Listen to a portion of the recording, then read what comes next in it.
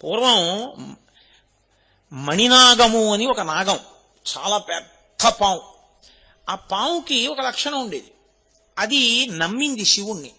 దానికి ఇదే భయం, గరుత్మంతుడు కొట్టుకుపోతాడని. ఎందుకంటే మనం చూడండి, మంచి పచ్చడి వంకాయలు వచ్చాయి మార్కెట్లోకి, చాలా పెద్ద పెద్ద ఆకుపచ్చ వంకాయ, ఒక్క కన్నం లేదు అన్నారనుకోండి, ఓ ఎన్నాళ్ళైందో పచ్చిపోయి తెచ్చేయండి 4 కిలోలు, పెరుగు పచ్చడికి వాటికి ఉంటాయి, ఫ్రిడ్జ్ లో పడేద్దాం అని అందరూ వెళ్ళిపోయి ఆ కొట్టు మీదే పడిపోతారు.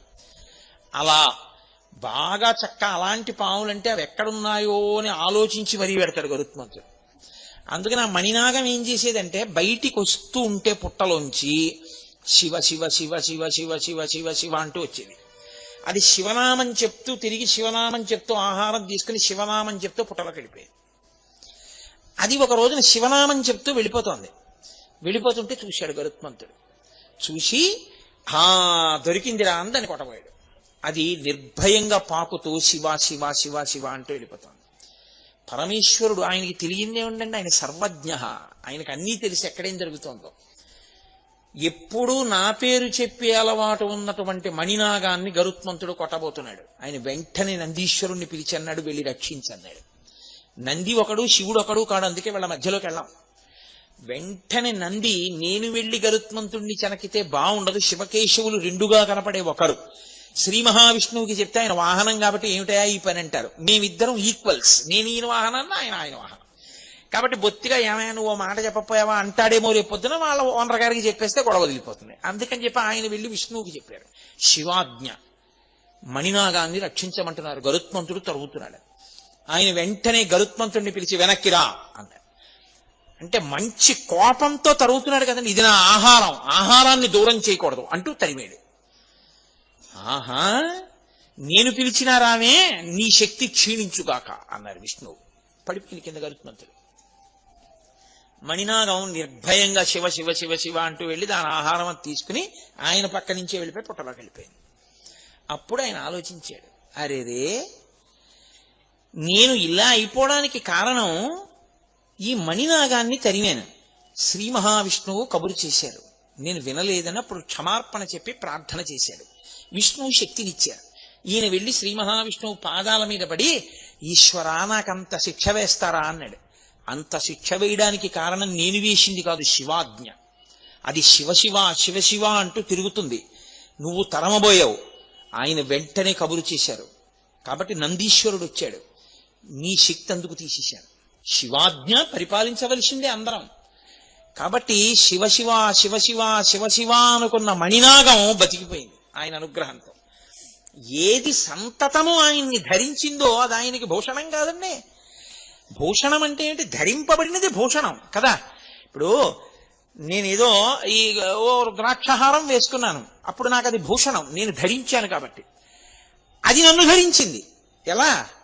దానికి చైతన్యం ఉంటే ఎప్పుడూ నన్నే లోపల వహించి భరిస్తోంది అనుకోండి, అప్పుడు అది నాకు భూషణం, నేను దానికి భూషణం. అందుకే ఆ మణినాగమును గరుత్మంతుడు చెనకలేకపోయాడు. ఆయనే సామాన్యుడు కాడు. పరమేశ్వరుడు అంటే లోకంలో ఎవ్వరూ చెయ్యనంత ఉపకారం చేసినవాడు. గరుత్మంతుని చేత నిత్య భయం ఉన్నటువంటి పాములకి అభయం ఇచ్చి తన ఒంటి మీద వేసుకుని కాపాడినవాడు. అందుకనే ఆయన భుజంగభూషణుడయ్యాడు. ఇది బాహ్యంలో ఉండే. ఇలా నేను చెప్తూ పెడితే, నేను ఇప్పుడు మీకు చెప్పినవి స్కంద పురాణాంతర్గతమైనటువంటి విశేషాలను తీసుకొచ్చి మీకు ఆ మహేశ్వర ఖండంలోంచి వాటిల్లోంచి కొన్నిటిని చూపించాను. ఇలా నేను ఎన్ని తీసుకొచ్చి చూపించినా అనంతము, వాటికి ఏం అంతు ఉండదు, ఎన్నైనా చెప్తాం. ఆదిశేషుడు ఆయన కాలికి గజ్జెగా ఎందుకు అవుతాడు అని ఒక విషయం ఉంది. ఇప్పుడు అది నేను చెప్పడం మొదలెడితే భుజంగ భూషణతో సరి నాకేమో ఇదేంటి హాఫ్ అన్ అవర్ లెఫ్ట్ అని బెల్ కొట్టడానికి టైం దగ్గరికి వచ్చేసింది, ఇంకా 2 రోజులు ఉంది, పూర్తి అయిపోవాలి సిలబస్ కదా. అందుకని ఆయన భుజంగ భూషణం, ఆయన భుజంగమును ధరిస్తాడు. కాదు కాదు, భుజంగం అన్న మాటకి ఒక అర్థం ఉంది. భుజంగం అంటే ఏమిటో తెలుసా అండి? పాము, పైకి అర్థం. పాముకి ఒక లక్షణం ఉంటుంది, మీరు చూడండి, ఏదైనా కదిలిందనుకోండి అంతా కదులుతుంది. ఇప్పుడు నేను లేచాను అనుకోండి, నా శరీరం అంతా కదులుతుంది. పాముకున్న లక్షణం ఏమిటో తెలుసా అండి? కనీస కదలిక లేకుండా కొంత శరీరం ఉండిపోయి కదలికతో కొంత శరీరం ఉంటుంది. ఒక పెద్ద పాము ఉందనుకోండి, 10 మీటర్ల పాము, అది చుట్టుకు పడుకుంది. ఓసారి నాకు అలా దర్శనం ఇచ్చాడు ఈశ్వరుడు. నా అదృష్టం బతికిపోయాను అనుకోండి. ఆ రోజుల్లో మీరు పరిహసించవలసిన విషయం అనుకుంటున్నారా? ఏ సామాన్యంగా బతికి బట్ట కట్టాను అనుకుంటున్నారా? నేను కటిక చీకట్లో హెడ్ లైట్ వేసుకోవడం మర్చిపోయి వెళ్ళిపోయాను స్కూటర్ మీద. తీరా దగ్గరికి వెళ్ళేటప్పటికి అలా చూస్తే ఏదో పెద్దది పడుకున్నట్టు అనిపించింది. ఆ రోజుల్లో నేను సామర్లకోటలో పనిచేసేవాడిని. ఆ పక్క పొదల్లోంచి అక్కడ నల్లత్రాసు ఉంటుంది అని చెప్పేవారు మా వాళ్ళు. అయ్యి బాబాయ్ పాము కాదు కదా అని లైట్ వేశాను. ఇక పామేది? దాని మీది నుంచి ఎక్కేయలేక వెళ్ళలేక ఏం చేస్తున్నానో తెలియని స్థితిలో కుడికాలతో బ్రేక్ తొక్కాను స్కూటర్కి. 2 కాళ్ళు స్కూటర్ మీద నిలబడి కూర్చోడానికి కారు కాదుగా, ఎడంకాల కిందకు వచ్చింది. అది వెంటనే చుట్టుకున్న చుట్టలో ఇలా అడ్డంగా రోడ్డుకున్నటువంటి శరీరం వెనక్కి తీసింది. పడగ ఇలా ఇలా ఇలా ఇలా వెనక్కి వచ్చి ఇలా విప్పింది. చక్కగా పాదం అక్కడే ఉంది, ఎడం పాదం. హెడ్ లైట్ కాంతిలో మెరిసిపోతోంది. ఇలా పైకెత్తి చూసింది, ఇలా కిందకి చూసింది. ఏమో ఈశ్వరుడు ఏమన్నాడో తెలియదు మరి.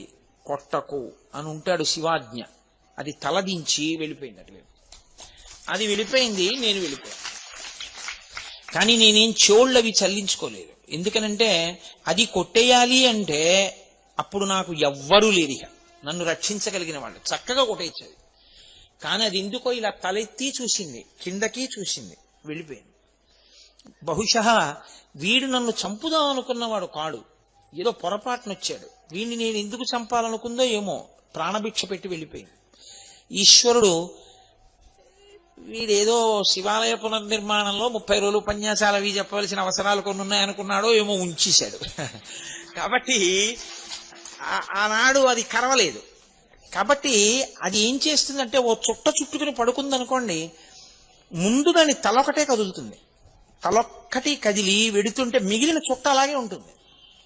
చుట్టంతా ఏం కదిలిపోద్ది దానికి. ఏదో పులి పరిగెడితే లేచిపోయినట్టు, ఏనుగు పరిగెడితే ఒళ్ళు లేచిపోయినట్టు లేచిపోద్ది దానికి. మిగిలిన చుట్ట అలాగే ఉంటుంది.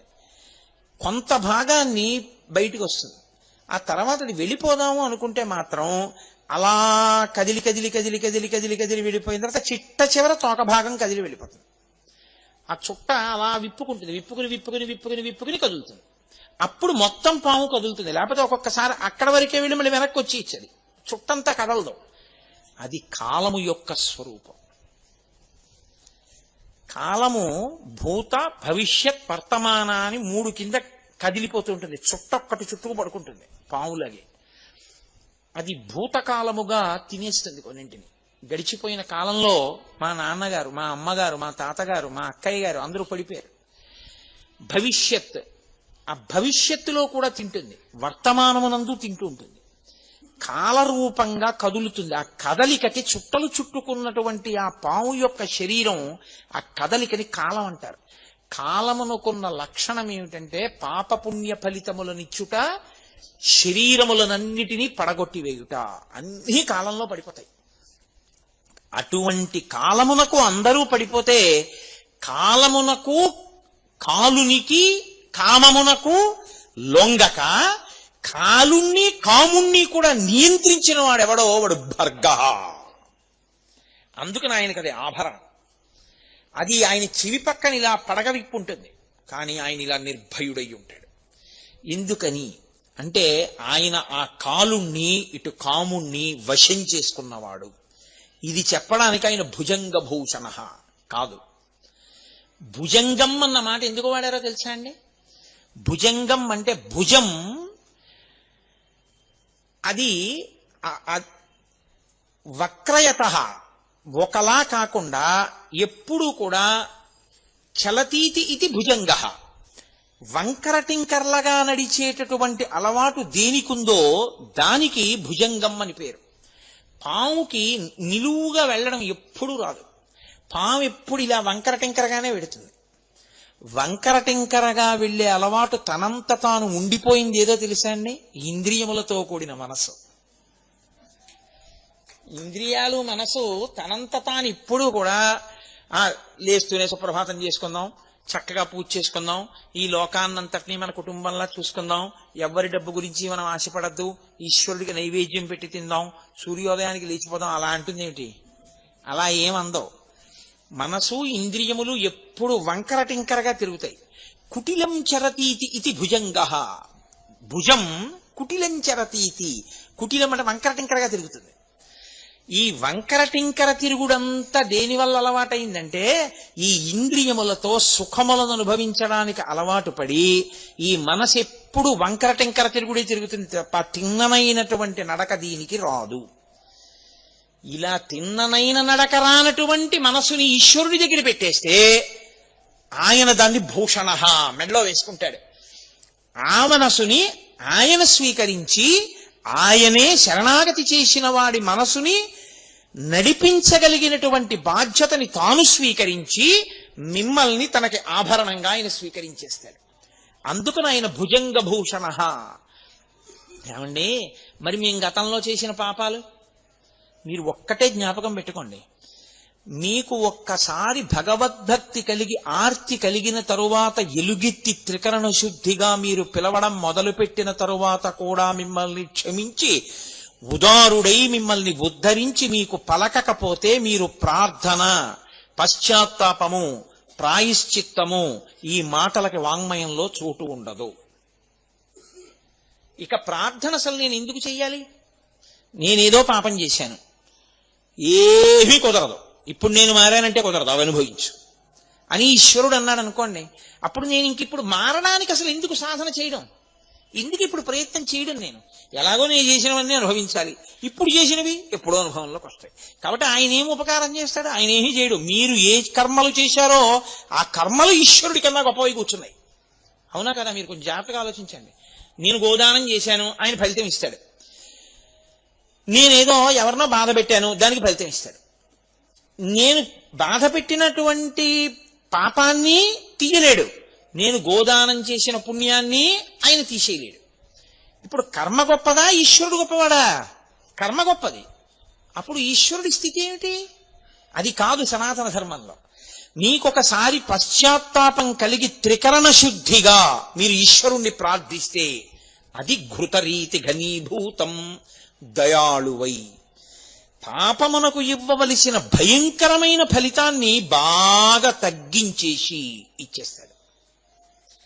అంత తగ్గించి ఇవ్వగలిగినటువంటి కృపకి, ఆ స్థితికి మహానుభావుణ్ణి ఇప్పటికైనా మారి మనం ఆయన పాదాలు పట్టుకుందాం అనుకుంటాం. పుణ్యాన్ని ఎందుకు తీసేయడం? అది ఉన్నా కూడా మీరు అనుభవించడానికి శరీరంలోకి రావాలి. కాబట్టి ఇప్పుడు పుణ్యము లేదు, పాపము లేదు, అనుభవించడానికి ఏమీ లేకపోతే రావడం ఎందుకు? ఎత్తి మెళ్ళబడేసుకుంటాడు.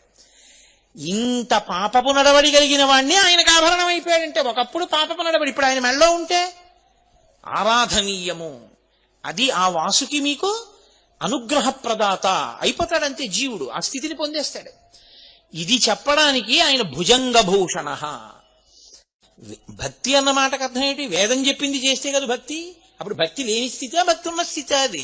అది మెట్ట వేదాంతం అంటారు, అర్థం లేని వాదం, అది పిడివాదం. కాబట్టి ఆ స్థితిలో ఎవడు నిలబడతాడో వాడికి ఆ కర్మలు మళ్ళీ ఇంకా ఫలితాన్ని ఇవ్వడము అనేటటువంటిది ఉండదు.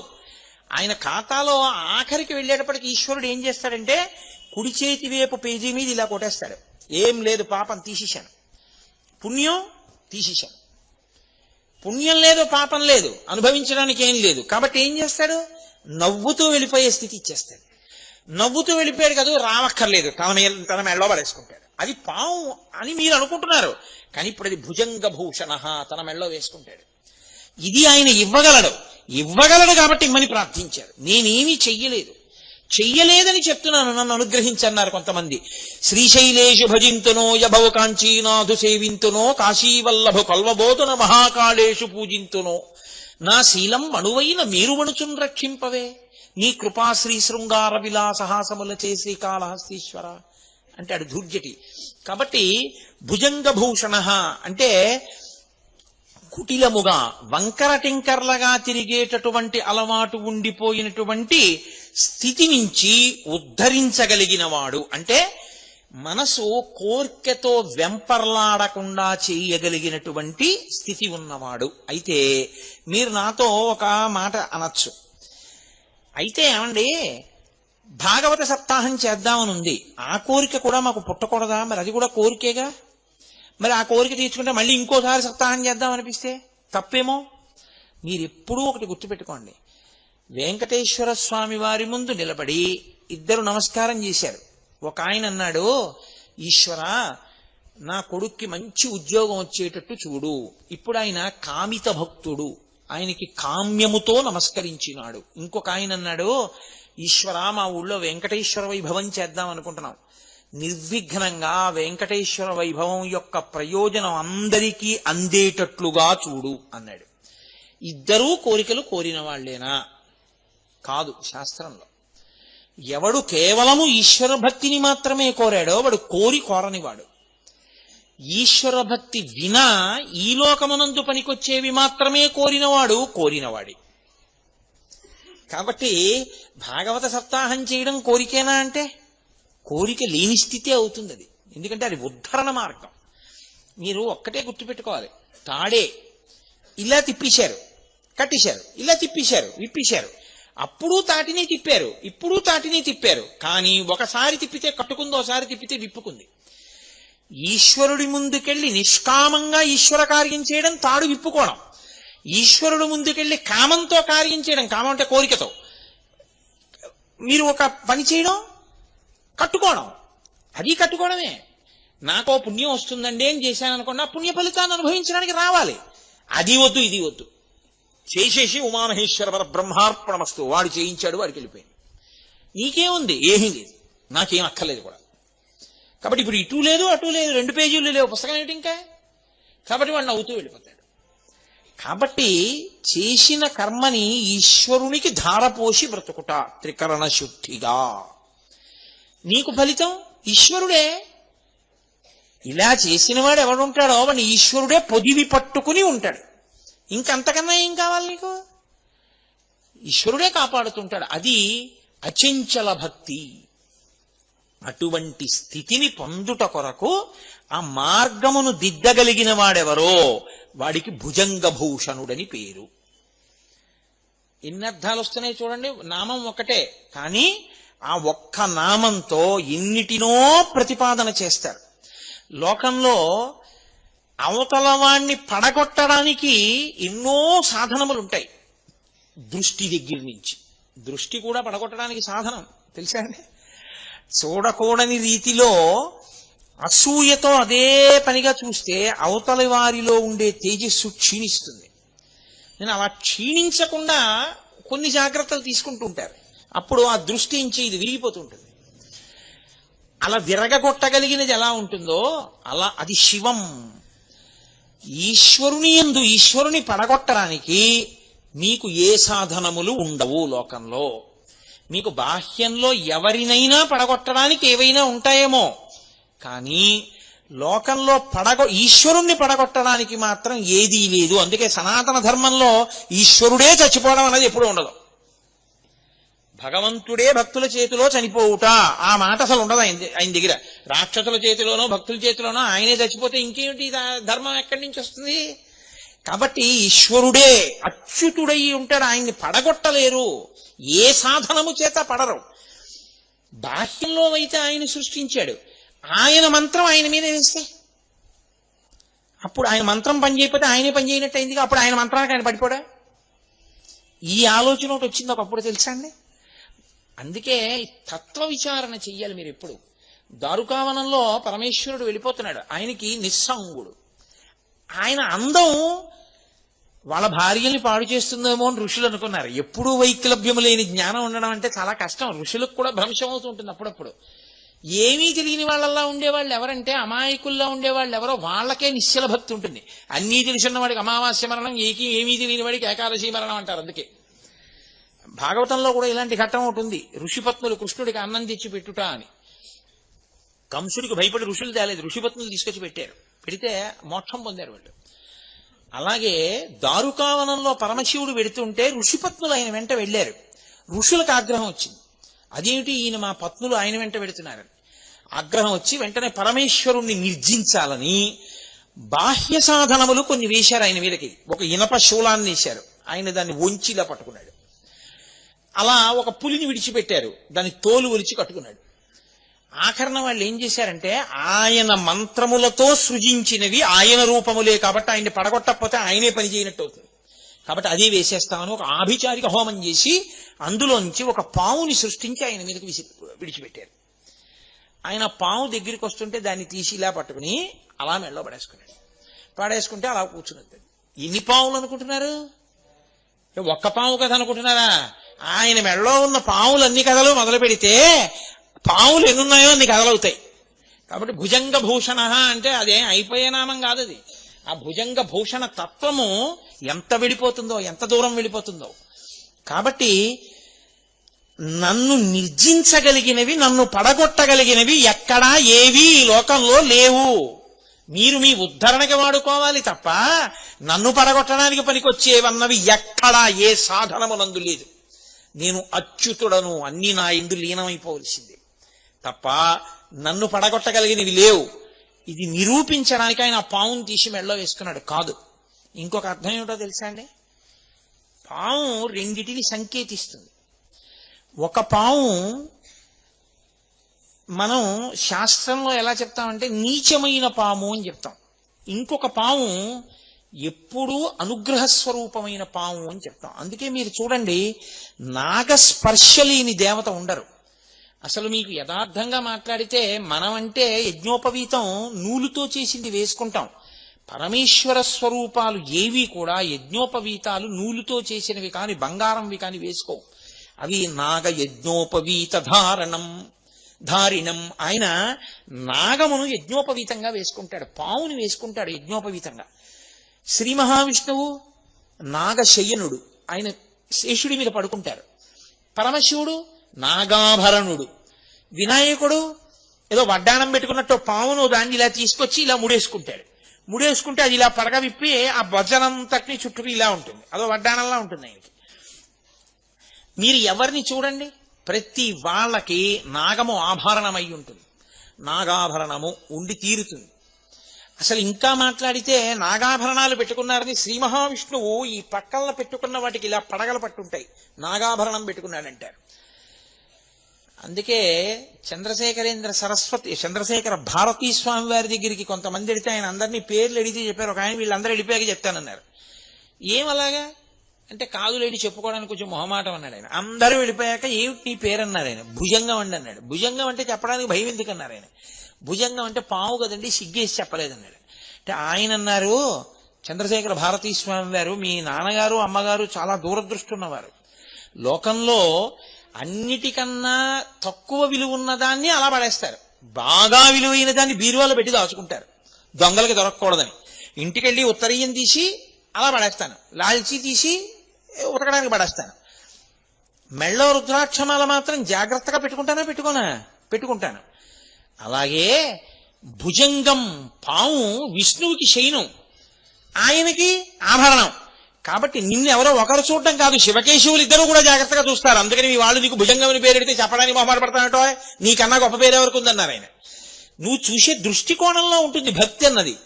కాబట్టి ఒక పాము ఎప్పుడూ పాడు చేస్తూ ఉంటుంది. ఏది ఆ పాము అంటే దేవతలలోనే ఉండేటటువంటి దేవతా స్వరూపం రోహిణీ శక్తి అంటారు.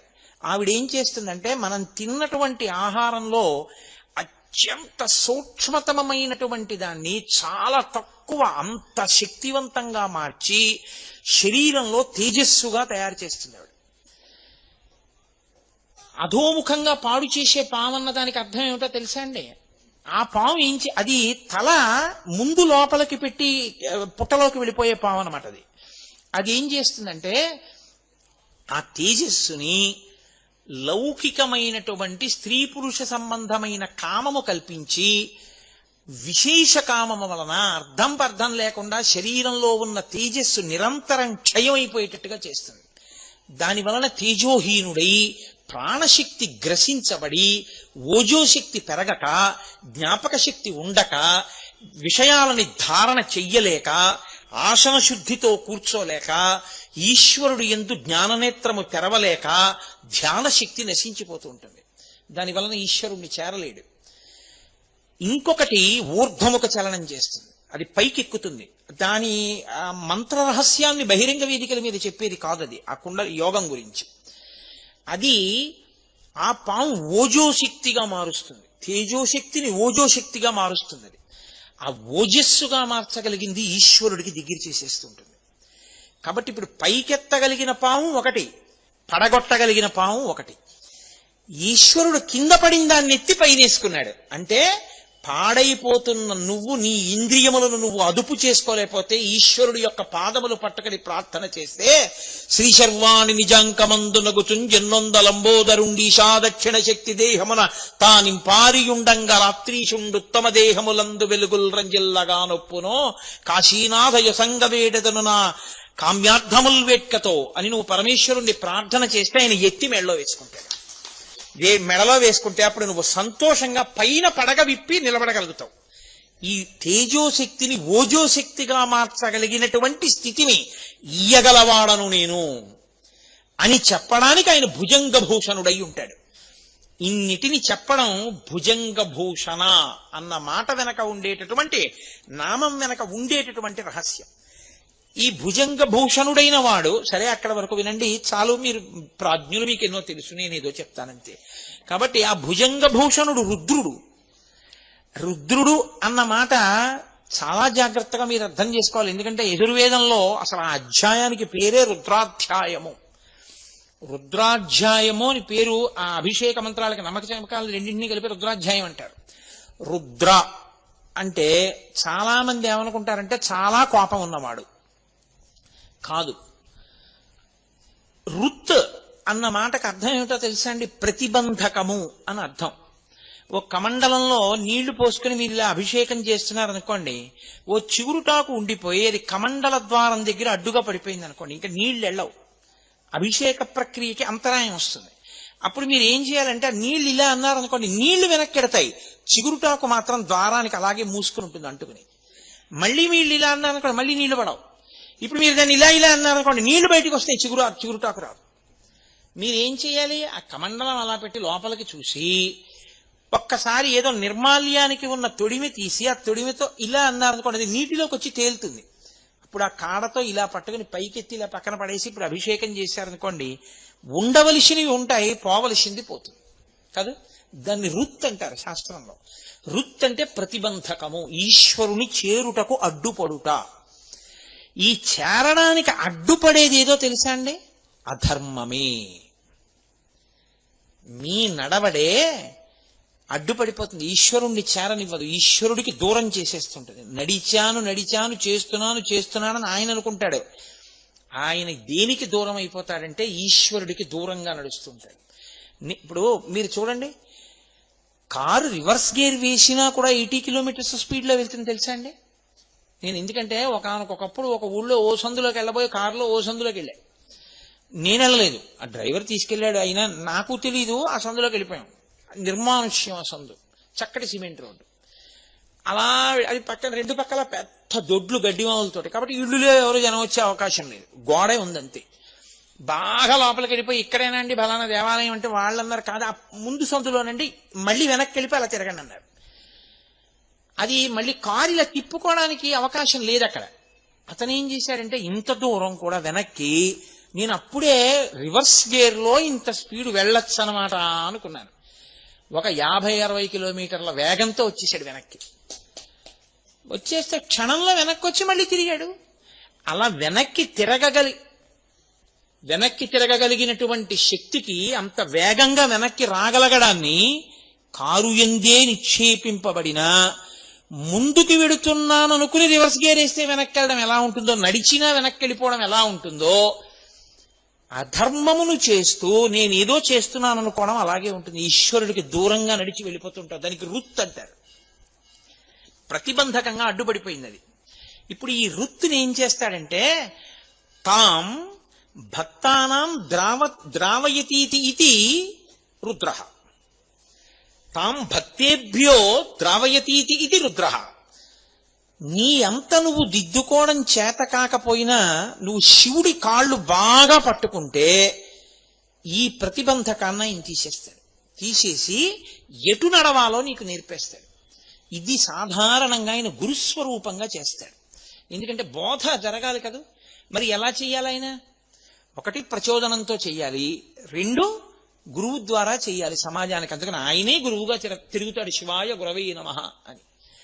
అందుకని ఇప్పుడు రుత్ తాం భక్తేభ్యో ద్రావయతీతి ఇది రుద్రః. భక్తుల యొక్క అధర్మాన్ని పోగొట్టి ఆయన భక్తులు ఈశ్వరుణ్ణి చేరే మార్గాన్ని చూపించగలిగిన వాడై ఉంటాడు. నేను రుద్ర అంటే ఎప్పుడు చంపేసేవాడు, కోపంతో ఉండేవాడని మీరు అనుకోకూడదు. లేకపోతే రుద్రాభిషేకం ఎందుకండి? ఏ తప్పు చేయకపోయినా, ఏ కోరిక లేకపోయినా అభిషేకం నిరంతరం ఎందుకు చేస్తారు? అధర్మం అడ్డుపడిపోయి నేను చెడిపోకుండా నన్ను రక్షిస్తూ ఉండమని అభిషేకం చేస్తూ ఉంటారు. కాబట్టి ఆయన అలా కాపాడగలిగిన వాడు కాదు. వృత్యా ధర్మాన్ అవలోకయతి ప్రాపయతి ఇతివా రుద్ర. వృత్యా అంటే వాక్కు, వాక్కు చేత అవలోకయతి ప్రాపయతీతి. ఆయన మీకు బోధ చేసి ఆ బోధని మీరు ఆచరించడం వల్ల సంతృప్తి చెంది తాను మిమ్మల్ని పొందేస్తాడు, లేదా మీరు ఆయన్ని పొందే శక్తిని మీకు ఇచ్చేస్తాడు. అలా ఇవ్వగలిగిన వాడు కాబట్టి ఆయన రుద్ర కాదు. ఘోర రూపంతో ఉంటాడు ఆయన. అదే పనిగా అధర్మం చేసేవాడి పట్ల ఘోర రూపుడై పాప ఫలితాన్ని ఇస్తాడు, అప్పుడు పడగొడతాడు, అప్పుడు రుద్ర. అందుకే ఆయనదే ఘోర రూపం, ఆయనదే శివస్వరూపం. అఘోరేభ్యో దఘోరేభ్యో ఘోర ఘోరధరిభ్య సర్వేభ్య సర్వసర్వేభ్యో నమస్తేస్తు రుద్రరూపేభ్య. ఆయనే శివ, ఆయనే ఘోర రూపం, ఆయనే శివస్వరూపం. ఎలా అవుతాడు అంటే పాప ఫలితాన్ని ఆయన ఇస్తున్నప్పుడు నీలో ఒక మార్పు రావాలి. ఏదో చేసి ఉండకపోతే నాకు ఇంత దుఃఖం రాదు, ఎంత తప్పు చేస్తే ఈ దుఃఖం వచ్చిందో, కాబట్టి భరించలేను ఈ దుఃఖాన్ని అనుకుంటే నేను ఇక నుంచి తప్పులు చెయ్యవద్దు అన్న మార్పు వచ్చిందనుకోండి, అది శివానుగ్రహం.